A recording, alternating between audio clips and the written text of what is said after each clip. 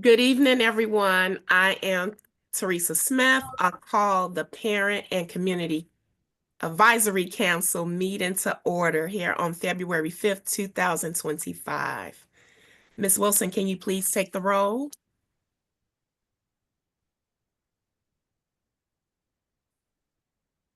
You're muted.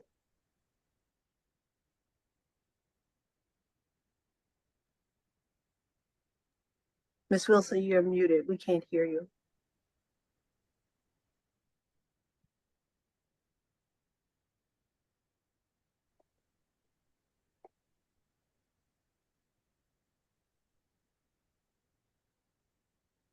I'll take the roll while she's okay. Rebecca Brown.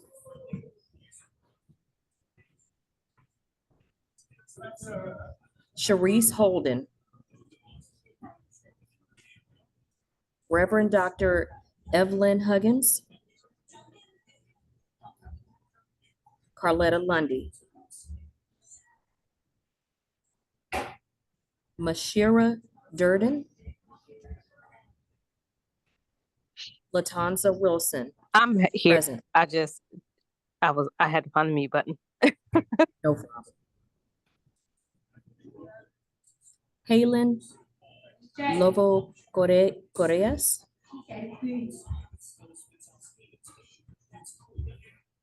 I'm sorry, did I hear somebody respond?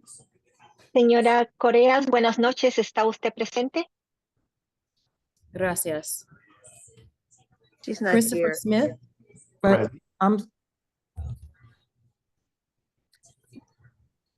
Kimbra Lawrence. Present.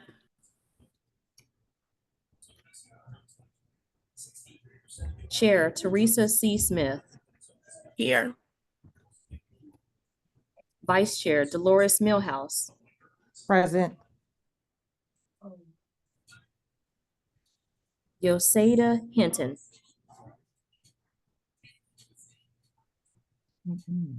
Sade Davis.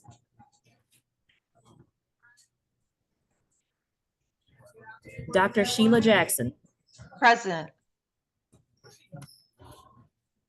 Robin Welsh. Present.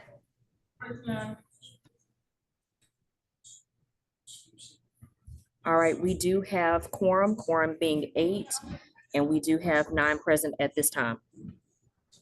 Good evening. I don't think that Miss Correas is present. I'm just the She's not. interpreter. Right. Yeah, Miss Wilson. We still have quorum being Okay. 8. Okay. Thank you, Ms. Wilson. And then just as a point for the minutes, I forgot to mention that the meeting started at 7:08 p.m. All right, guys, so this is the first PCAC meeting of the year. Thank you all for joining us this evening. It is Black History Month, so I would like to open up with a quote from Harriet Tubman. She said, "Every great dream begins with a dreamer. Always remember you have within your strength the patience and the passion to reach for the stars to change the world." So let's get into our agenda. Item 1.4, adoption of the February 5th, 2025 meeting agenda. I hope you all had an opportunity to review it. Are there any objections? Excuse me, Ms. Smith, I'm so sorry to interrupt you, but I am one of the interpreters that will be doing simultaneous interpreting, and that hasn't been set up yet. Mia, could you help me understand? It's done. Okay. All right, let me start that over. We are on item 1.4, adoption of the February 5th, 2025 meeting agenda. Okay, I hope you guys had an opportunity to review it. Are there any objections with adopting the February 5th, 2025 meeting agenda? Hearing none. I apologize. I do. It's stating that board member vice chair, the Board of Education vice chair, Dr. Kenneth Harris in board liaison, Madam LaSalle Frazier, they are actually, no longer board members. And so that should be removed from the agenda. Okay, and so I only see that in the title. We can definitely get that Okay, striked out. okay. Are there any other changes, any other corrections? All right, here are none. So, we will adopt the meeting agenda for February 5th, 2025 with the corrections of the removal of board member Madeline Frazier and Vice Dr. Chair. Kenneth Harris, Okay, and Dr. Kenneth Harris. I don't know why I don't see it on my version here, but with those two corrections. Thank you. Item 1.5, approval of the December 4th, 2024 meeting minutes. The meeting minutes were posted to board docs. Are there any corrections to the minutes? If there are no corrections, the minutes are approved. The next order of business is the report of the chair. Item 1.6 is board member Lolita Walker here.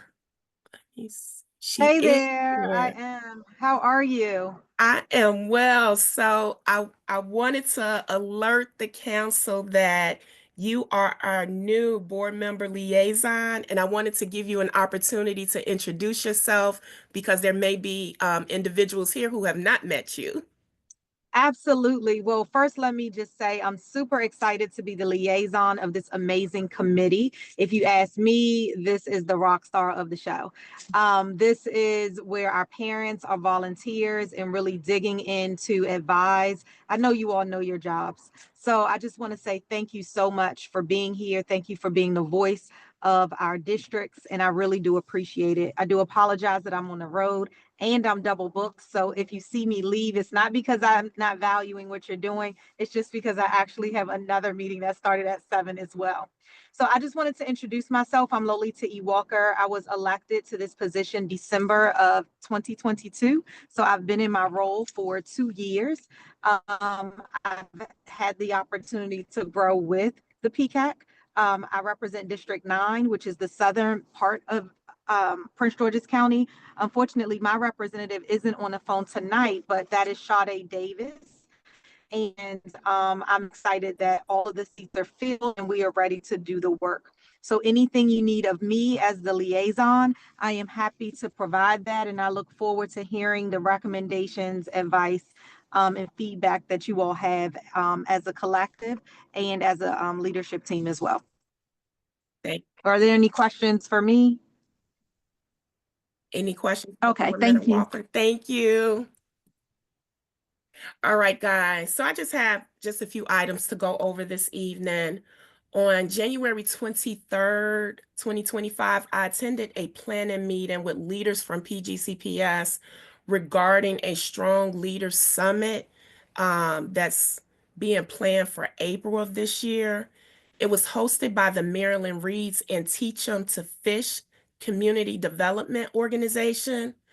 Preliminary discussions were held about statewide data and how to improve literacy with the help of the community. So as more development occurs with this particular item, I make sure I'm reporting out to you all.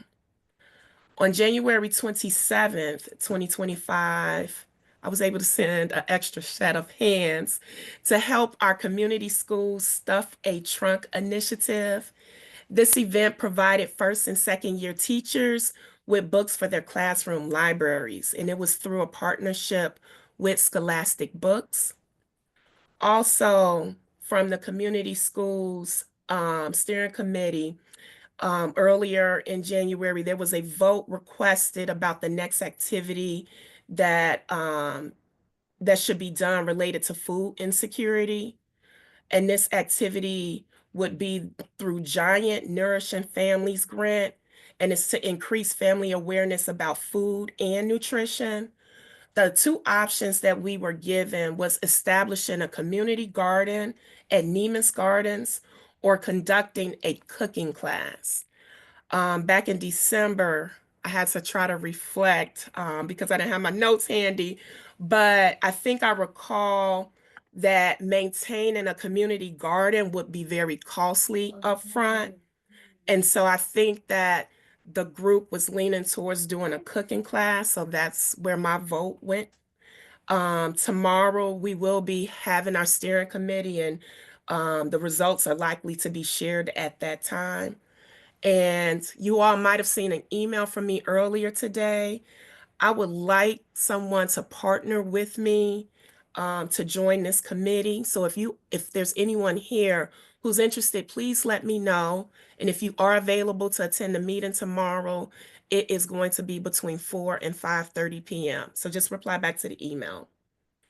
Then the last thing is the climate and culture survey results are in. We will be meeting with the strategic planning and change management team this Friday, February 7th at 10 a.m. Each of you should have the meeting invitation. I know materials have been shared ahead of time for us to read. So just be prepared to hear the findings. And then if you have any questions, we can have discussion at that time. So this concludes the chair's report. Are there any questions? Hearing none. We will now have the report of the superintendent designees. The chair recognizes Dr. Jackson.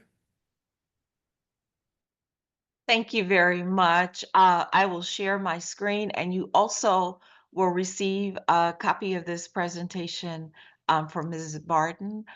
I apologize, y'all. My brain works like this. I have to write it down and make sure that I'm covering everything for you. And so what I wanted to share were just some updates from the school system. As you know, my department is now a part of the divisions of communications and community engagement. And so I'm part of that team that plans how and what we need to make sure that our community is kept apprised of. That's a larger part of my job, but the main part of my job is really paying attention to how do we best engage our parents and families in Prince George's County Public Schools. So I have a mix of this in my report, and I wanted to start with some of the key systemic initiatives that are being publicized by communications, but also hopefully shared with families so that our families are right in the front. One of the most important things that are happening is our budget development. And in this document, when you get it, you can click on the link. It shows you the calendar of events this week. Not this week, next week will be a huge budget public hearing and a work session. And it's very important that parents, first of all, look at the budget book that's on the school system website, but also come prepared to speak about what you think it has been proposed, and what ideas you may have that can help transform the district. Because the budget is definitely a living document that we all have a part of. And so it's very important to have parent input and parent advice on what we do. Also, the major event that's happening, of course, this month is Black History Month. And I've shared the national theme, African Americans in Labor, and also a link that talks about how this theme was developed from the Association for the Study of African American Life and Culture. Just wanted to share it with you. We provided a lot of work with our PEAs this week. We had their monthly meeting, and a big portion of it was asking them to think about how do we represent African Americans in our schools? What do we do to promote them being seen, heard, their presence acknowledged, and appreciated?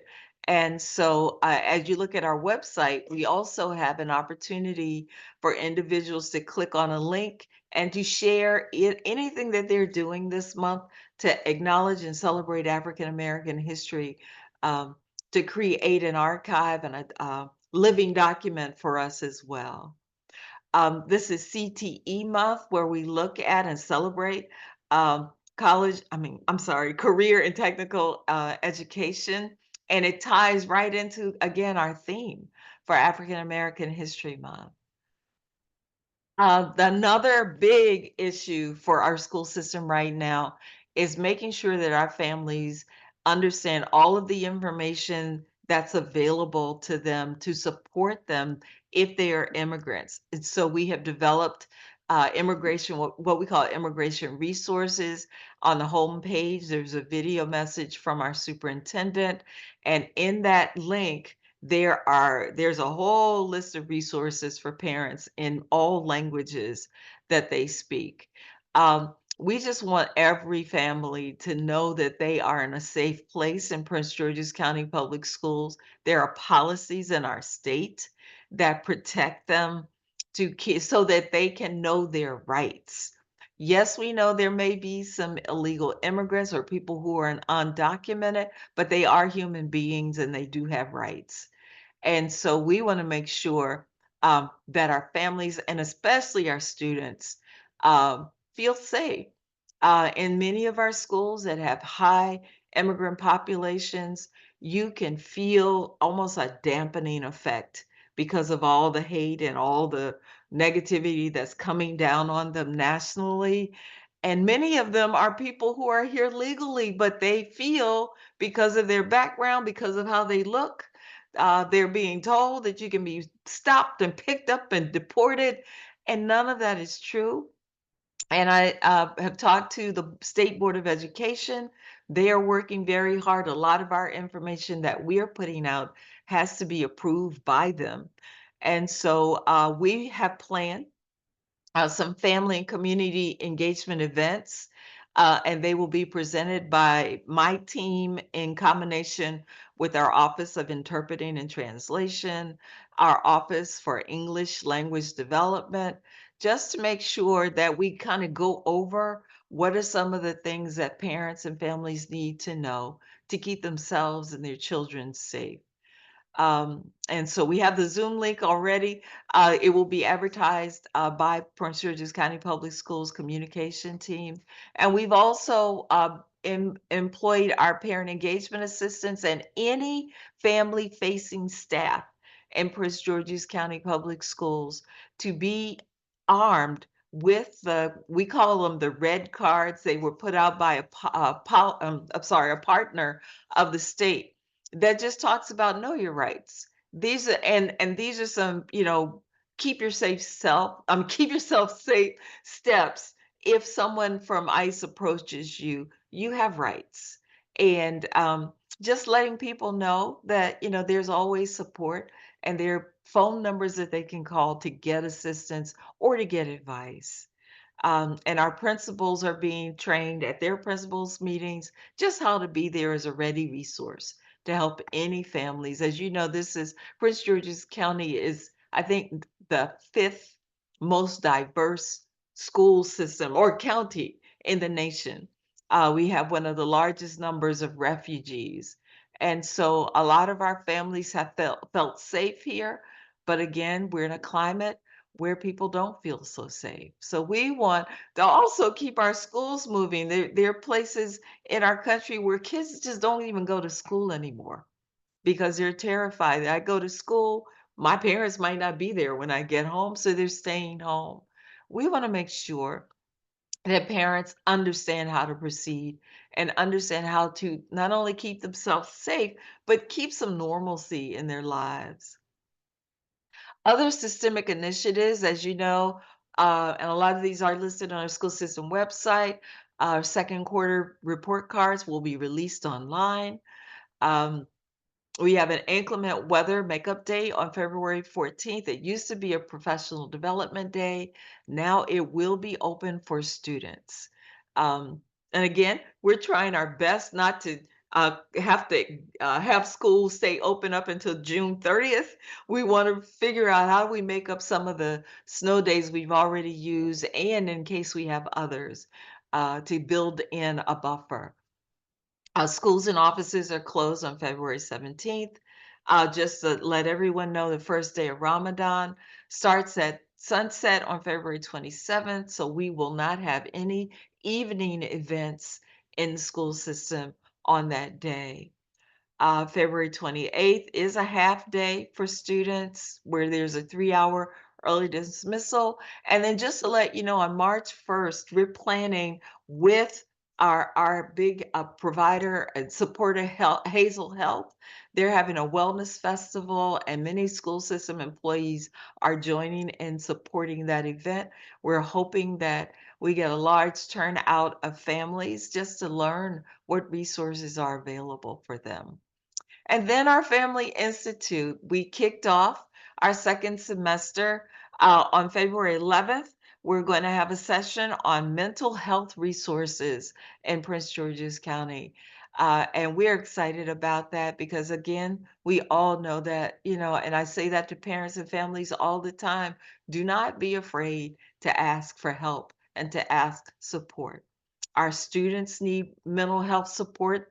And as families, adults, we need it as well.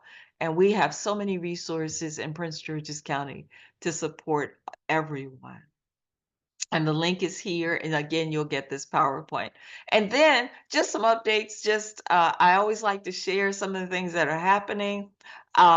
We have filled all of the vacant positions that we have in our PEA schools, and we have some schools beginning to come on board by using their student-based budgeting funds to purchase that position for their school because they recognize the importance of having a staff member dedicated to helping the school with that work. How do we build effective partnerships with all of our families? And so all of these things are going on. And if you have any question about any of those, please don't hesitate to ask me. And then, of course, I want to thank our wonderful PCAC leaders who I was with on Monday evening. We had our second quarterly conversation, and our PCAC chair and vice chair were there, and we were just delighted with the conversations, with the participation, and what we learned and from our colleagues, from other parents as leaders. And I also want to let PCAC members know that you will receive a list of all parent leadership organizations per district by February 11th. We've been working to clean up that database. Some schools didn't respond, so we had information that's old, and we had to make sure that it was cleaned. And we want to give that to each of you so that you can continue to reach out to the parent leadership organizations in your district. So any questions? Thank you, Dr. Jackson. Are there any questions for Dr. Jackson? I have one for you. Considering that we're in unprecedented times, I was wondering, has there been any thought about possibly doing like this hybrid learning for students who are part of this? Well, I want to say that are part of, but are impacted by the immigration situation so that they could still get their learning done? I don't have an answer for you, but I think that would be a wonderful question for you to bring to the Board of Education meeting to ask. And we do really have to be vigilant and figure out ways to support children because I understand it. It's even guidance. It was Professional School Counselors Week, and they were, concerned about children just not coming because they're so afraid. And if we had an option like that, that could help us continue to engage families and students. Thank you. Mhm. All right. So the chair now recognizes Ms. Welsh. Good evening. Good Fir- evening. First, I will talk a couple minutes about our policies and which policies are going through the Policy and Governance Committee. Next Tuesday on February 11th, the Policy Committee will be in discussion over school management-based management teams, investments that the school system makes, and then board members voucher reimbursement of expenses.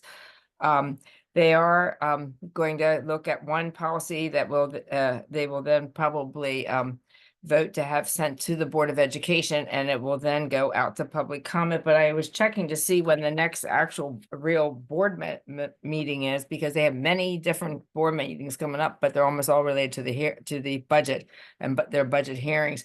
And it looks like the next regular business meeting is February 27th. So then the policy 3160 on transfer of funds will actually come up for a recommendation to the board to have it go out for public comment. So right this moment, there's none of the policies are out for public comment. We had a large group of policies out, and that time period came back, and we have received comments. Now we probably had 10, 12 policies out there, and we only got comments on one comment on one policy.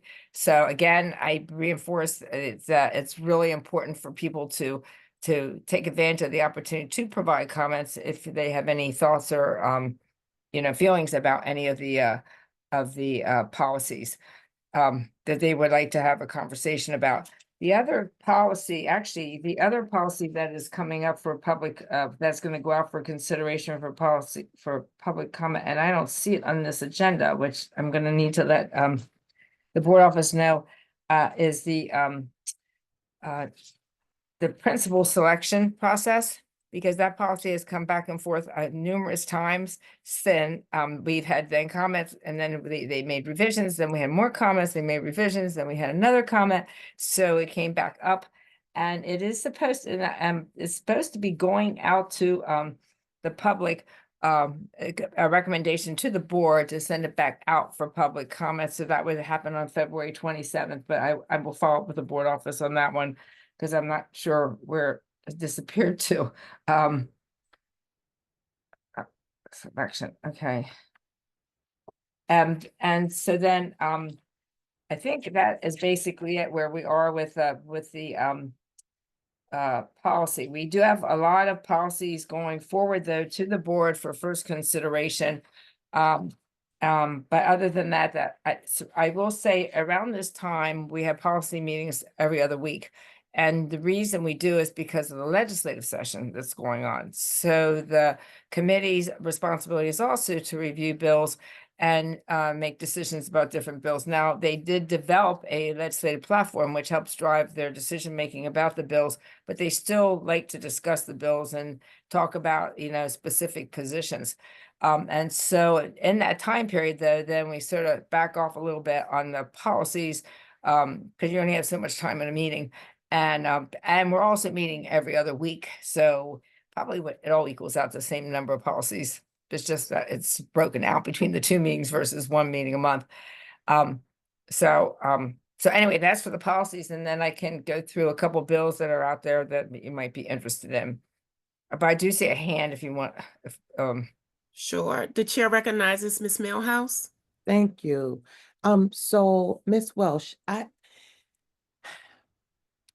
don't know if you all are I know you sit on it more so as a liaison, but if the board recognizes how sometimes overwhelming with the amount of policies that you all are going through and changing and updating and revising, as well as right now, budget season, right? Like it's so many things that are hitting the calendar. Right. And so, Dr. Jackson, I think this goes back to your side of the world for communication. There has to be other ways that the school system looks at how they are engaging the community and getting information out. Because it just sitting there on board docs and it's just not very helpful. And you don't have a lot of the board members that are sending out the information to their constituents. And the reality is you're only going to get it if you're signed up for that board member's newsletter. So, I'm just wondering, is there another way?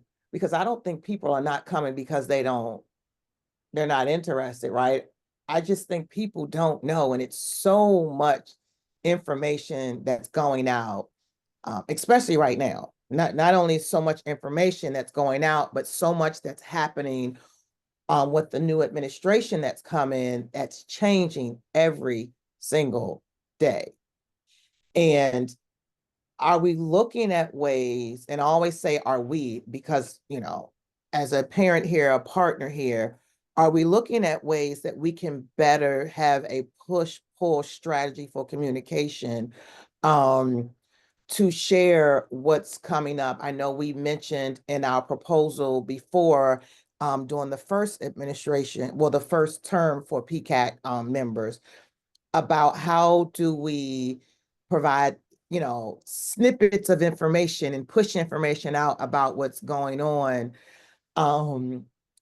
You know, how do we get that information in front of people?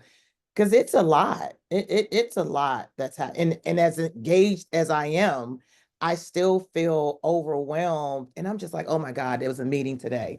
And then that's at 5 o'clock, right? So 5 o'clock is still pretty much of many of our work days. And so I'm just trying to figure out, how do we work to engage? And not that I need you all to answer this now. I think that this is something that can definitely go back. How do we really work to make sure that we are getting the information out other than just sitting it on the website?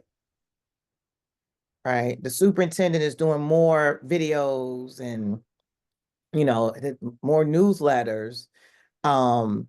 And so the administration side of the house, they you know, they have these policies that they're working with. The policy tracking starts with the superintendent and it goes to the board to say, okay, yeah, we're going to talk about those policies for the school year. But how are we making sure that we are keeping it front and center for people with all of the information that we've been inundated with? And then maybe I'm just speaking for myself, but I feel like I'm in information overload. And even for today's meeting, I was like, oh yeah, it's Wednesday. Like, we got a PCAC meeting today. So Vice Chair Millhouse, I don't think you're speaking for yourself. I think other families and community partners feel the same way. So maybe Dr. Jackson, is this something you could take back and maybe report out on next month? How can we better share information that the community and families may be wanting to respond to? Or even maybe meet with the, I don't know if it's the acting chief, Mr. Luis's title. But even if he can come and maybe have a meeting with PCAC, and you have all these perspectives, that he can get some really good feedback on how we are experiencing communication with PGCPS, how we are experiencing engagement with PGCPS. I think if I could give a little advice, it might be good for the PCAC chair to actually write to the superintendent and ask him that. Good idea. Ask him, can we invite the, well, it's no longer chief, associate superintendent for communications to participate in our next meeting? And I think that would be the fastest way to get him to be able to come to, you know, and to kind of list out these thoughts, because I think that's very important. I think being, you know, very direct, as well as being kind of specific about what is it that we want to talk with him about? What do we need a response about? Mhm, And I think going that way would definitely get a good response for you. mhm. Thank you for And you putting got it me back on the ground, so I would follow up. But yes. Thank you for putting it back on me. So we will make sure we follow up with You have the power. Yeah, so we can send it to our liaison, the chief, Chief Boyd. Oh, you definitely could, Yeah. because if you do that, if it goes to him, it's going to her. So Yeah. that's fine. If she's your liaison, Yeah, yes. we'll send it to Chief Boyd and then just kind of, you know, yeah. That's a good idea. Yeah. All right. We have another question, Ms. Welch, before you continue. The chair Okay. recognizes Mr. Smith. Yeah, they're doing a third power to Vice Chair's comments there regarding the schedule. Is there a quick question? Is there a, I know the legislative agenda is set, but is there a schedule for how often policies are to be revisited or reviewed on a certain number of years that they ought to be relooked at, like automatically? That's a good question. So within the one policy that is a policy on policy development, which if the number was 9340, but I believe that number's been changed. That policy actually, I believe, says they should be reviewed, policies should be reviewed every 7 years. And ideally, by doing that, so our system right now has pushed like 30 to 40 policies a year right now through, which is unheard of. I don't know of any other school system that has done this many policies in a year. And normally, and that's not the norm. And I think the problem is because the policies were never reviewed for years and years and years. And there's like all these outdated policies that are like 2004, 2005, which might just have 2 or 3 sentences and that's it. So in an effort to try to bring things up to speed, we have been moving, through the policies quickly. But it's sort of this, you're walking a fine line because, you don't want to, it's important to update the policies, but policy work is extremely important. So you really should be taking the time to make sure that your policies are exactly how you want them, as well as making sure you get input from the community and putting the policies together. And so you can't rush policies. You just really have to take the time to work with them. And I know at times the policy committee, there's so much time being spent that they're tempted to like go through them quickly when they really need the time. And I think it's a function of the fact we have so many policies that need to be updated. But and so it's like that they're struggling between updating, trying to get them updated, but at the same time, really spend the time you need to with each So policy. thank you so much. That's really insightful. So if it's every 7 years, is that actually in practice? You get it? Because I'm thinking about if it's a set schedule, you can kind of begin rotating your policies to be updated on a set schedule with injections of new policy as the legislative agenda is set. Correct. The policy, the work plan for the year, yes. Got it. And I will, so like the other thing is after each legislative session, a lot of times we end up being mandated to, depending on different bills that pass, that we have to then add a new policy here or a new policy there. So, or if there's some legal issue, like maybe the school system's been involved in and really comes down to, we should have had a policy, or if there's been an audit and the audit says, well, where's the board's policy on such and such? Then we need to add a policy. So there's a couple little sources out there that cause us to, to add new policies. Thank you so much. The chair recognizes Ms. Millhouse. Yes, so Ms. Welsh, can you clarify when you say the legislative agenda, is that the board's legislative agenda or the superintendent's legislative agenda? Because this is probably one of the first year that we have 2 legislative agendas. So you asked a very good question. So now previously I was talking about policy, and actually the question I just received prior to yours is really about what the work plan is for policies, and then now legislative platform. So the platform that was developed started with the administration with input from all the chiefs.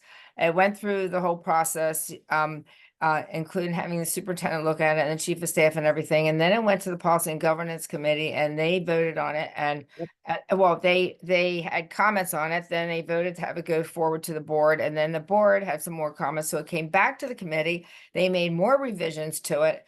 And then it went to the board and the board voted on it. So, and that one says PGCPS, which is, though, to be encompassing. If you read like the first or second page, it's really all encompassing both of the board and the superintendent. It's, all of us working together. And it did go through board approval, so it's been approved. Then our board member Walker also then had specific things that, I think this was back when she was the chair, that she felt were critical and pretty much more pinpoint, like specific to certain bills and stuff. So then she brought that up to the committee, and the committee also voted on that too. and that was the board voting on these particular items. That was, it was, I mean, it was written and they discussed it, but it wasn't like a publication like the, let's say, platform that we put together. So when they have, when they have in a committee meeting, when they're looking at different bills and discussing the, I always bring them back to their platform because twice they have examined it, twice they have given input and made changes to it, and they did vote on it. So it is the superintendents and it is the boards and it's them all together, which in most school systems, it's a, you know, it's a coordination between the two working together, but it's always referred to as the board's platform. And almost every one of the school systems in Maryland, you'll hear it's the Board of Ed's platform. Our platform says PGCPS, but it does say in the beginning pages, it's a combination between the board and the superintendent. So it is, I think it's a little bit confusing for people about who owns what. But ideally, we hope that we all work together. And But the law is clear. Article 13 is very clear on who's supposed to do what. So, but you're stating is that we are working off of the one that was adopted by the board in conjunction with partnership with the superintendent. That was clear. correct. Yes. Okay. Okay. And so I did pull up policy 9340. The Now policy now development. that's different than legislation too. So, Right. okay. But you had mentioned the policy development, that was, is that 9340? It was, yeah, I don't know if they have it posted yet as the new number, but it was 9340. It was a bylaw and then it said policy 9340. Okay, because this was reviewed March 1, 2022. That one was reviewed again just recently and revisions were made to it. So it Okay. might still be going actually through the policy process with the board and maybe hasn't been enacted yet. Okay. That could be Okay. what it is. Okay, but I just wanted to know which one I should be tracking. So that's 9340. For policies. Yes, yes, Uh-huh. yes, yes. Yes. Thank you. Thank you, Vice Chair Millhouse. Ms. Welsh, do you have anything else for your Oh, report?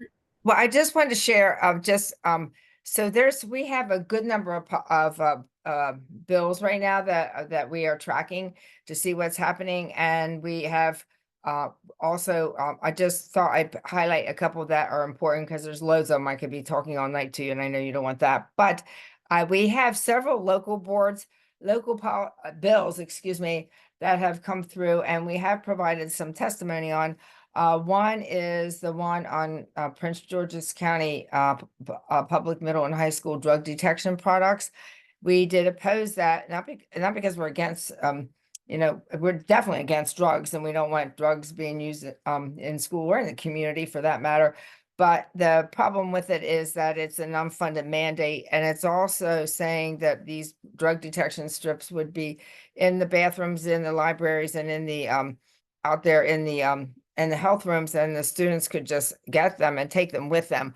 And our platform does talk about the fact that our focus should really be on instruction, and you know, if we're putting money towards something. Now granted, we do a lot of preventive, there's a lot of discussion in the curriculum, they get a lot of training on that. We do offer drug addiction counseling, we provide a lot of services around drug usage, but to sell we don't even sell them, they wouldn't be sold, they would just be given out.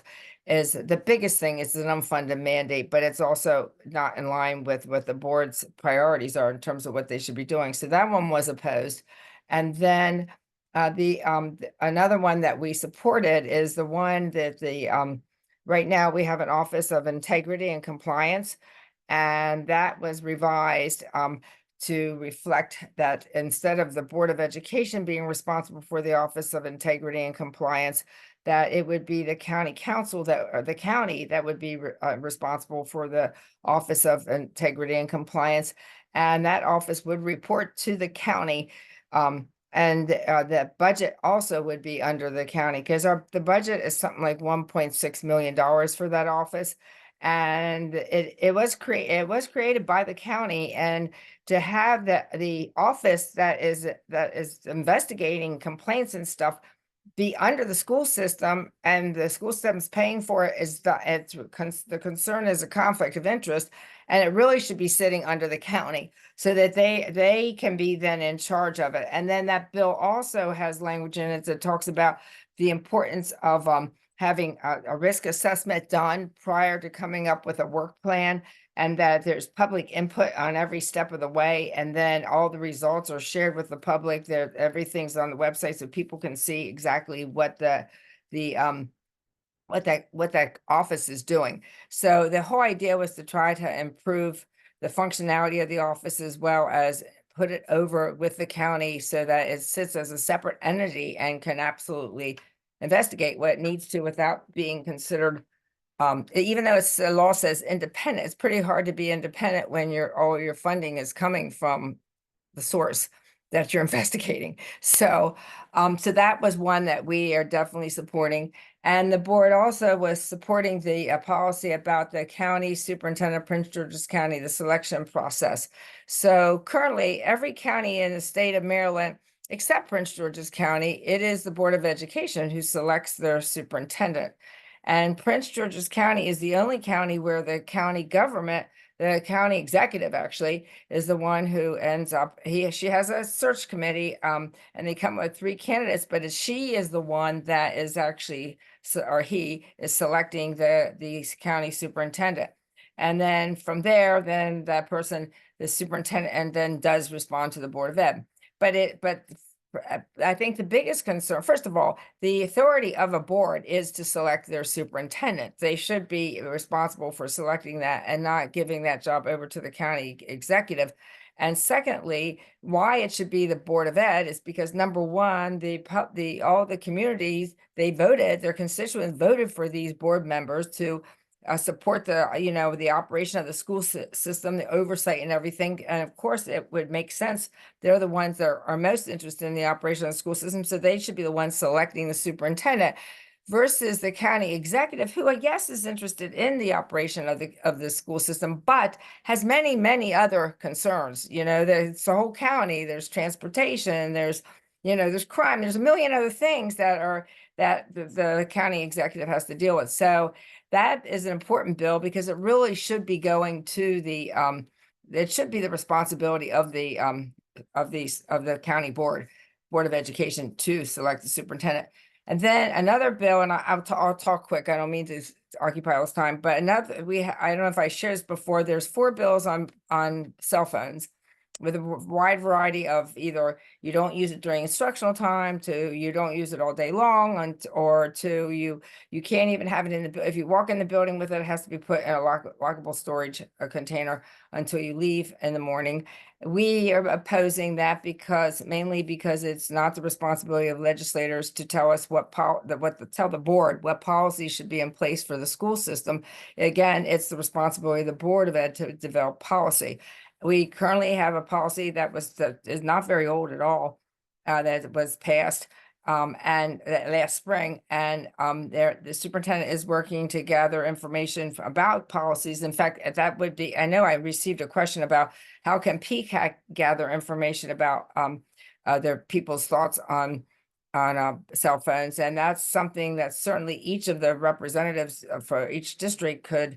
If we as a committee wanted to put together some questions and have everyone go out to their representatives to get information from them, that would be a source of information that would help the superintendent in terms of then reporting back to the boards in case they decide they want to revise that policy on the cell phones. But we are opposing all of the 4 cell phone policies because that's not the legislator's job. And then I'll tell you one more. The other one bill that's out there, and it's a bill on immunizations. So this past school year, so in our school system, we have a lot of newcomers. The newcomers are defined as students who come in with their families and they're new to the country. And so over the summer, we get a large number of so-called newcomers that are coming in, but when you think about anyone, I mean, yourselves too, think about if you went into a foreign country and you were moving in for the first time, there's so many things you have to learn about the country and what you have to do. And what happens is many of these children end up not getting immunized. And the problem is I think right now, the way the law reads is something like 2 weeks. If you have an appointment within the next 2 weeks, then you can be enrolled in school. But if you don't have an appointment, then you can't be enrolled until you can demonstrate that you have an appointment within the next 2 weeks. So we Kim Taylor, one of our delegates, we worked with her to get language, and it's in this bill, that would extend that 2-week time to 60 days, so that it would give immigrants coming into the country, they'd be able to get enrolled, and they'd also have time to know what they have to do and get an appointment and everything. And the other piece to get their vaccinations, and another piece of it is because if they're not enrolled by September 30th, how we get our funding for the school system is based on a per pupil count through this foundation funding.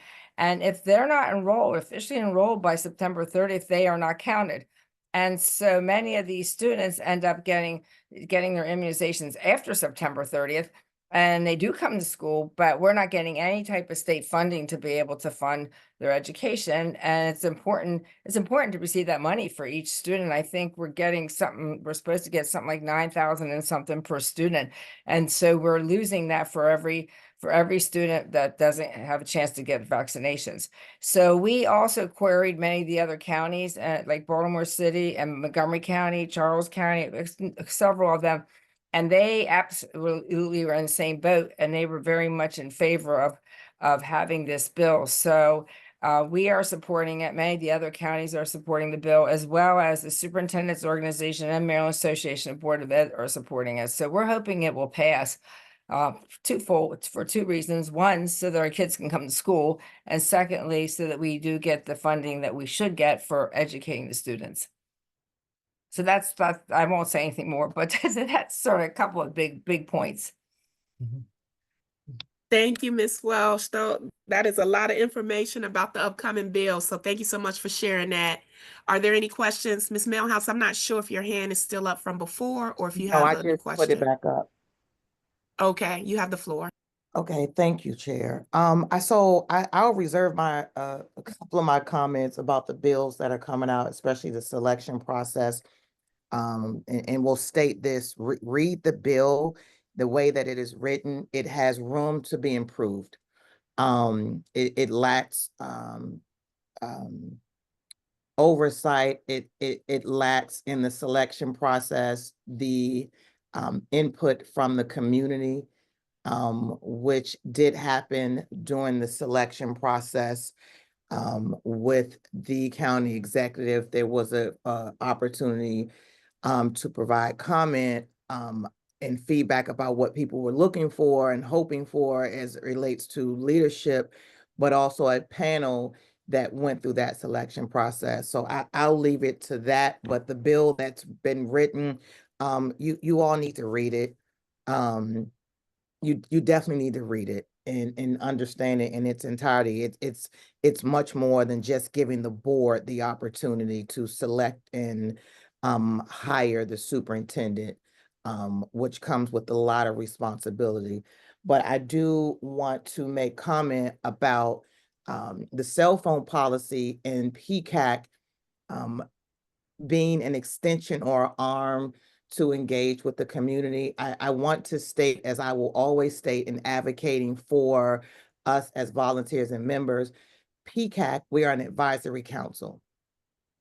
If individuals choose and have the time and capacity to do so, to reach out to individuals in the districts that they are in, then I think that is great. Our role is to advise the superintendent as well as the board members. So we should be working in conjunction and supporting the board members through advisement where they are elected to do the engagement. So they have a stipend, they get reimbursed for mileage, they have all these great things, and they have also the capacity, they have administrative support. So again, I want to caution members to understand that as a council, it is not the responsibility of the council to go out and do that level of outreach and engagement. And it is the responsibility of the board, who is elected as part of their role, to do engagement in the community.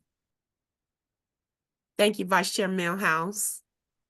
Are there any other comments or questions? Here are none. So I do echo what was just said about the engagement piece. So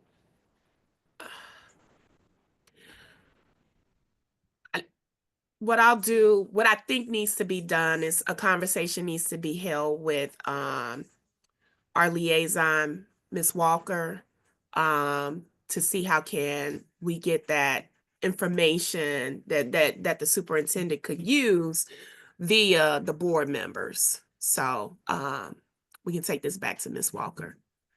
Ms. Millhouse, is this another hand? I'm sorry. No. Okay. All right, great. All right, so just moving right along on the agenda, do we have any unfinished business?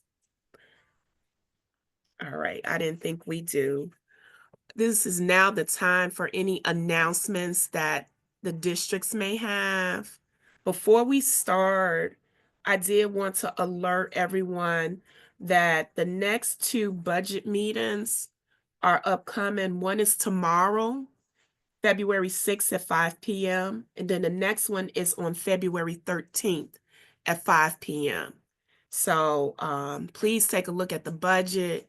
If you have questions, comments, provide that at one of those two meetings. All right. I yield the floor to our district representatives. Ms. Wilson.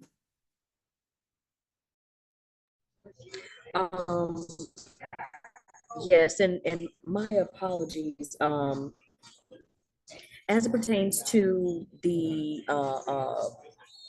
is this open discussion 2.1 or were we moving forward? Yes, this is 2.1.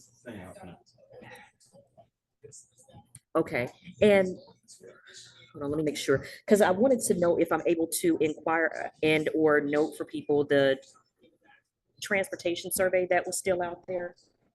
I don't think it's closed yet, so just wanted people to note that and maybe speak with their representative in reference to making sure that they are continue to push that out, because I know there are a number of federal employees that will be going to the office within this month. And so a lot of children are transitioning to buses and bus schedules. I know I can say for myself, it's been interesting. The times getting home an hour and a half after the time you should be, things of that nature. So I think a means for parents to be able to convey their feeling, sentiment, things of that nature is to, contact their board member, fill out the survey. I think there is a TRS complaint system that they can go through, or to recalibrate the times of the buses, things of that nature. And that's all I have. Okay, great. Thank you for sharing that. Vice Chair Millhouse. Yeah, I just I want to share, we have a new board member, Board Member Moss, who's had a community meeting.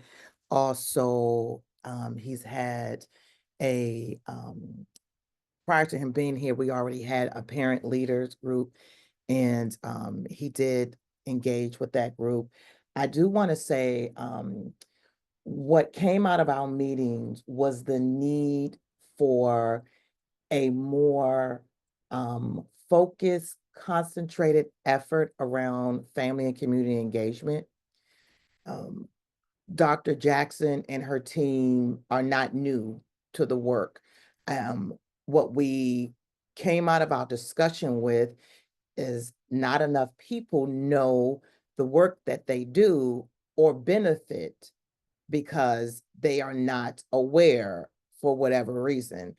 And for those of us who've had access and have been able to experience the work, we understand how it helps to create a system of shared information to build partnerships to build community, to build parent capacity as a partner in education.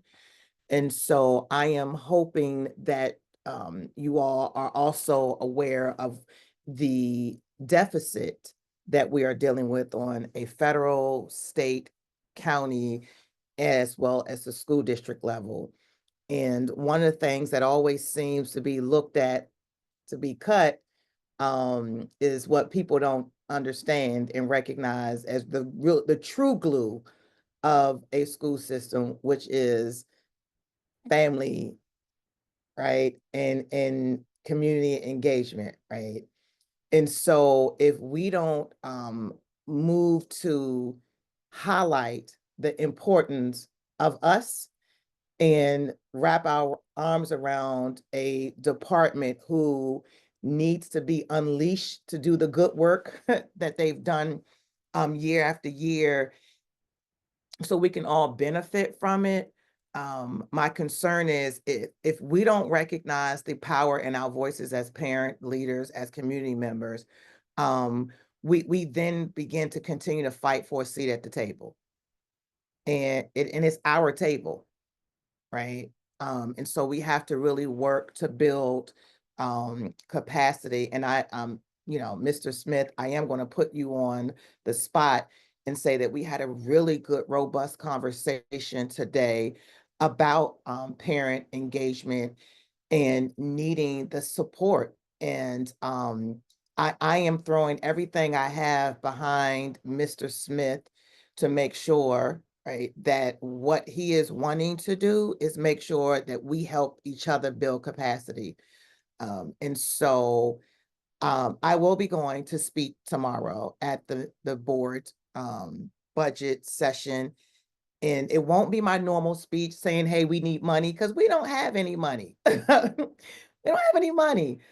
But I am going to fight for what I believe is one of the most important groups is engagement, because right now we need that engagement, especially with the loom of immigration happening, the loom of the Department of Education being dismantled, and just really being able to have a person who can help craft the message, because communication will craft the message, but the true messenger to connect with the people is family and community engagement, right?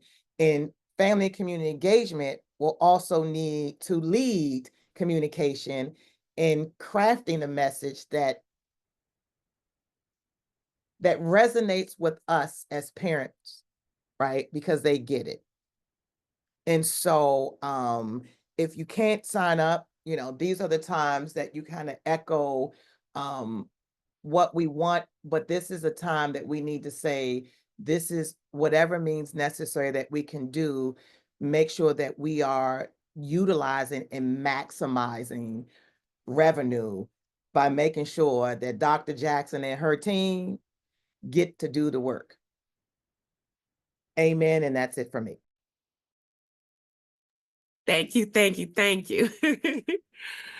Are there any other district representatives that would like to provide any information now? Just since Ms. Millhouse put me on the spot there with it. So team, one of the things I really strongly believe in is our ability to be parent-led engagement. And that means like Dr. Jackson does a great job at like building capacity there with it. But I think the opportunity for growth that I see in the county it has to spur from everything is grassroots. So one of my emphasis of focus is that somehow we get together and have parents begin to organize and begin creating a network where we've been communicating more across collaboration here, across our districts, honestly, to begin building that network. It's some information that I was like a wet little sponge here earlier, talking to Ms. Millhouse. So I can only imagine how much others can grow from that, or get to just learn just how much I learned from her today. And that is my passion project with it. Hopefully stick that over the next number of years to help us all build that, hope to partner with you guys so we continue taking it to the next level. That is really the biggest gap, that no one's going to love our kids more than we do. So we have to make sure we put the work in for it. Thank you, Mr. Smith. Ms. Chair Millhouse, Vice Chair Millhouse, were you about to say? Okay. She got her hand back up again. All right, I don't see any more hands. I So did the want to, next- sorry, this is Akimbra, and I just wanted to say for District 5, our board member Robin Brown is hosting a coffee and conversations this Saturday, February 8th from 10 to 11:30 a.m. at the South Bowie Library. So I just wanted to lift that up as one thing. And then also Chair Smith, you had talked about getting us the PCAC together or, you know, so that we could communicate, because one of the things that I could learn from being a new member is just how you and Vice Chair Millhouse go about connecting with and engaging with, you know, all the folks that are out there that we need to be in communication with. So just some type of like one-on-one, a little boot camp, or just any tidbits knowledge that you all have would be helpful for me. And I know probably for, I don't want to speak for everyone, but for others as well, because I do feel kind of disconnected in some ways. There's a lot to take in and a lot to learn. So just wanted to see if that's something that we could further look at.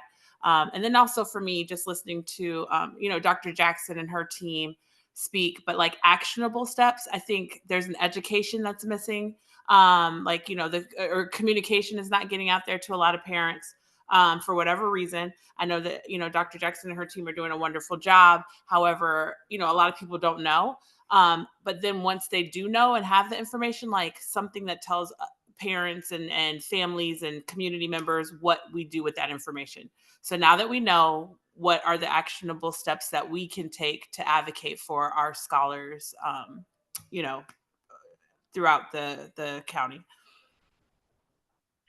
Thank you so much for this information. So the first thing I did want to follow up on is that we need to do an onboarding for our new members. We had talked about, well, at least I started the process back in December, and I think I dropped the ball by not following back up with the board member's office. So that is an action item. I have a list of things over here for me to do. So that is an action item that I need, that we owe you all, and I need to make sure that I follow through with that. So thank you so much for raising that. We don't want you guys to be out on a limb or feeling like you're disconnected. So the first step definitely would be to ensure that we've done the onboarding. And then, of course, Vice Chair Millhouse and myself, we can avail ourselves to have one-on-ones if necessary with you all. We want you to be successful in what you're doing for your districts. And then I think the other item was for Dr. Jackson and not for me. Was that, did I capture that correctly? Yeah, and I don't even know if I was looking for like an answer or anything like that, but just something to think about as actionable steps for folks to take once they have that information. But you know, that's going to take some time to shift that kind of culture. So yeah. Okay, so we'll work on that. Anything else from any other district member?